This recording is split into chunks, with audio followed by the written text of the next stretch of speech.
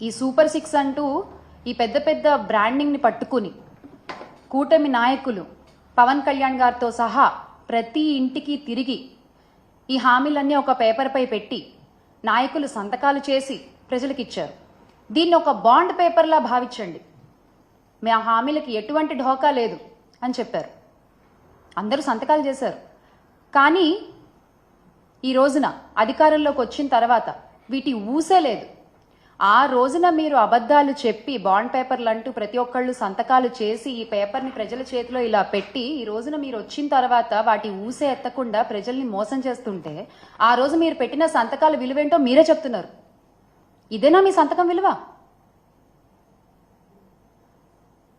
ఈ రోజు ఉదయం జగనన్న కూడా ఇదే విషయమై ఆంధ్ర రాష్ట్ర ప్రజల పక్షాన అలాగే మహిళల పక్షాన ఎదుర్కొంటున్నటువంటి సమస్యలపై ఎగ్గొట్టేసిన హామీలపై ట్విట్టర్ వేదికగా చంద్రబాబు నాయుడు గారిని నిలదీయడం జరిగింది. ఇప్పుడు ఒక సాటి మహిళగా మా మహిళలకు జరుగుతున్న అన్యాయాలపై నేను కూడా అడుగుతున్నాను. ఎందుకని ఇలా పదే పదే మహిళల్ని మీ మాటలతో నమ్మించి మోసం చేస్తున్నారు? ఇది చీటింగ్ కాదా? ఇది అన్యాయం కాదా?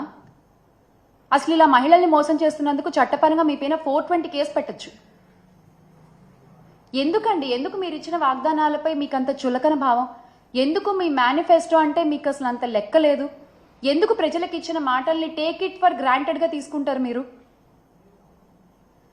ఇదేమీ మీకు కొత్త కాదు, ఇదేమీ కూటమి నాయకులకి కొత్త కాదు. 2014లో కూడా ఇలాగే మీరు చూసుకున్నట్లయితే 2014లో కూడా డ్వాక్రా రుణమాఫీ అని మహిళలకి ఆశలు కల్పించి అధికారంలోకి వచ్చిన తర్వాత యథావిధిగా ఎగ్గొట్టేశారు. ఇక్కడ మనం చూడండి, చంద్రబాబు నాయుడు గారు ఉన్నారు, పవన్ కళ్యాణ్ గారు ఉన్నారు, మోదీ గారు ఉన్నారు. మీరు చెప్పిన మాటలకి విలువ లేదు, మీరు ఇచ్చిన హామీలకి విలువ లేదు, మీరు చేసిన సంతకానికి విలువ లేదు. అంటే పోన్లే పాపం మహిళలు పదే పదే నమ్ముతున్నారు, మనల్ని చాలా చులకనగా తీసుకోవచ్చు, చాలా తేలిగ్గా మోసం చేసేయచ్చు అనుకుంటున్నారా మీరు? ఈ రోజున మీ మాటల్ని మళ్ళీ మళ్ళీ నమ్మి మోసపోయే మహిళలు ఎవరూ లేరు.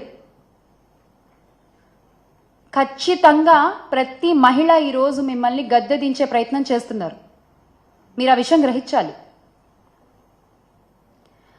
అసలు అన్ని హామీల్లోకి కూడా తల్లికి వందనం అనేది మా ముఖ్యమైనటువంటి హామీ అని మీరు చెప్పుకుంటూ వచ్చారు. ఆ తల్లికి వందనం గురించి మీరు ఎలా ప్రచారం చేశారో కూడా ప్రతి ఒక్కళ్ళకి తెలుసు. ఏడాదికి రూపాయలు 15,000 చొప్పున ఇస్తామన్నారు. అది ఇవ్వకపోగా మీరు అధికారంలోకి రాగానే జగనన్న ఇస్తున్నటువంటి అమ్మఒడి పథకాన్ని కూడా ఆపేశారు. గత 7-8 నెలలుగా పిల్లలు, తల్లులు మీరు ఇస్తానన్న ఆ తల్లికి వందనం హామీ కోసం ఎదురు చూస్తూనే ఉన్నారు. ఆ పిల్లల ఎదురు చూపులకి మీరు ఏం సమాధానం చెప్తారు? ఆ తల్లుల ఎదురు చూపులకి మీరు ఏం సమాధానం చెప్తారు?